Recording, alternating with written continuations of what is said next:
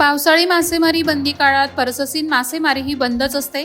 मात्र काही समाजकंटक जाणीवपूर्वक पर्ससीन मासेमारी विरोधात बदनामी करत शासनाचं लक्ष वेधत संभ्रम निर्माण करतात. 1.5 महिन्यांपूर्वी करंजा येथील झालेल्या 7 जिल्ह्यातील बैठकीत पर्ससीन मच्छीमारांच्या न्यायासाठी सरकार विरोधात संघर्ष करण्याचा निर्णय घेण्यात आला. त्यानंतर 7 सागरी जिल्ह्यातील पर्ससीन नेट फिशिंग मच्छीमारांची अलिबाग येथे महत्त्वाची बैठक संपन्न झाली. या बैठकीत संघर्षाच्या भूमिकेवर निर्णय घेण्यात आला असल्याची माहिती west coast purse seine fishermen welfare असोसिएशनचे अध्यक्ष गणेश नाखवा यांनी दिली. खालापूर कर्जतचे उपविभागीय अधिकारी अजित नैराळे आणि खालापूर तहसीलदार आयुब तांबोळी यांची बदली झाली. त्या निमित्तानं नायब तहसीलदार सुधाकर राठोड, खालापूर महसूल, खालापूर तालुका आणि अपघातग्रस्त मदत संस्था खोपोली यांनी संयुक्त निरोप समारंभ आयोजित केला होता. यावेळी दोघांची रथातून मिरवणूक काढण्यात आली. त्यांनी केलेलं अफाट कार्य म्हणजेच इरसालवाडी दुर्घटना, त्यांचं पुनर्वसन, द्रुतगती मार्गावरील अपघातग्रस्तांची मदत, पुरात अडकलेल्यांना मदत, आदिवासी जनतेसाठी सप्तसूत्री कार्यक्रम याबाबत त्यांचं कौतुक करून साश्रू नयनांनी त्यांना निरोप देण्यात आला.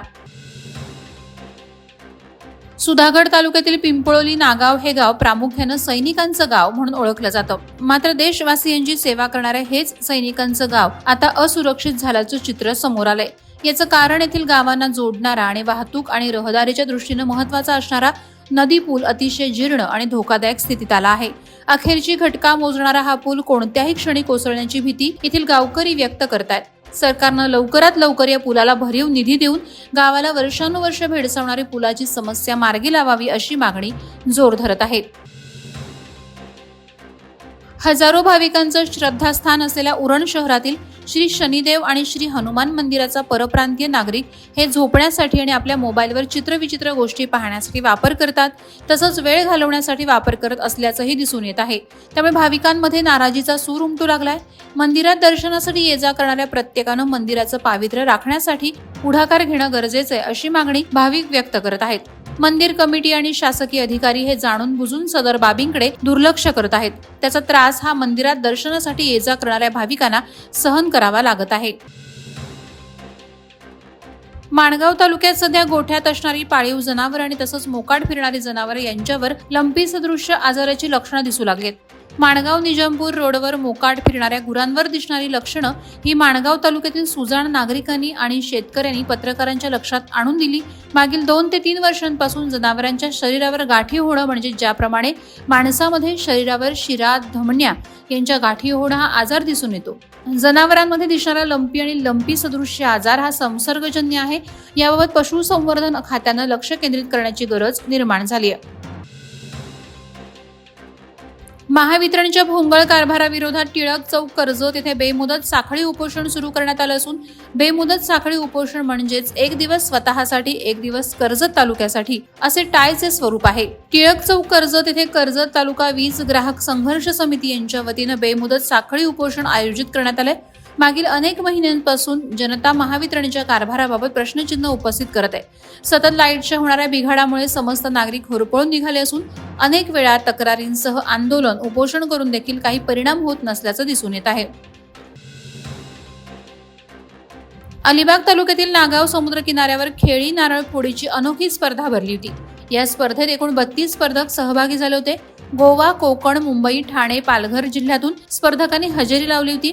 या स्पर्धेत भाग घेणारा प्रत्येक स्पर्धक हा वर्षभर खेळी नारळाच्या शोधात असतो. विशिष्ट अशा जाडीचा नारळ या खेळात वापरला जातो आणि एकमेकांवर नारळ आपटून ही स्पर्धा खेळवली जाते.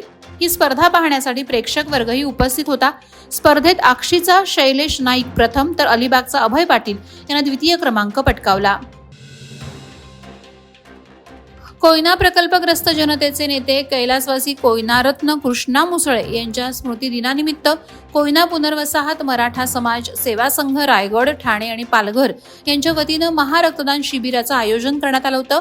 यावेळी 1000 पेक्षा रक्ताच्या बाटल्यांचं संकलन करण्यात आलं. अध्यक्ष तुळशीराम सावंत, उपक्रम प्रमुख महेंद्र सावंत आणि त्यांच्या कार्यकारिणीनं टाटा हॉस्पिटल खारघर, कळंबोली, MGM, मातोश्री लॅब कर्जत, शारदा लॅब पेण, स्मरण हॉस्पिटल घाटकोपर यांच्या सहकार्याने 3 जिल्ह्यातील 10 विभागात एकाच वेळी हे महाशिबिर आयोजित करून 1000 पेक्षा जास्त रक्तबाटल्यांचं संकलन केलं. पेण येथे आपली सुरक्षा आपली जबाबदारी या ब्रीदवाक्य घेऊन आपत्ती व्यवस्थापनाबाबत जनजागृती पथनाट्याचं आयोजन करण्यात आलं होतं. जिल्हाधिकारी किशन जावळे यांनी केलेल्या आवाहनानुसार तहसील कार्यालय आणि नगरपालिका यांच्या माध्यमातून शहरातील ठिकठिकाणी नागरिकांना आपत्तीबाबत जनजागृती व्हावी यासाठी हे पथनाट्य सादर करण्यात आल्याचं मंडळ अधिकारी सुरेंद्र ठाकूर यांनी सांगितलं। यावेळी महसूल विभागाचे मंडळ अधिकारी सुरेंद्र ठाकूर, नगरपालिका रचनाकार विनायक बनसोडे, अभिजित गुरव, उमंग कदम तसंच पालिका कर्मचारी आणि नागरिक उपस्थित होते। भाजप रायगड जिल्हा युवा मोर्चा चिटणीस आणि आंबेघर ग्रामपंचायत माजी उपसरपंच शिरीष मानकवळे यांच्या वाढदिवसाचं औचित्य साधून गणपतीवाडी येथील स्वयंभू गणपती मंदिरात रक्तदान शिबिर संपन्न झालं। या रक्तदान शिबिराला नागरिकांचा उत्स्फूर्त प्रतिसाद मिळाला। सध्या सर्वत्र रक्ताचा तुटवडा भासत आहे, त्यामुळे रक्तदान होणं गरजेचं आहे। यासाठी शिरीष मानकवळे यांच्या सहकार्यांनी एकत्रित येत आणि सामाजिक बांधिलकी जोपासत या शिबिराचं आयोजन केलं होतं। यामध्ये 52 रक्तदात्यांनी रक्तदान केलं।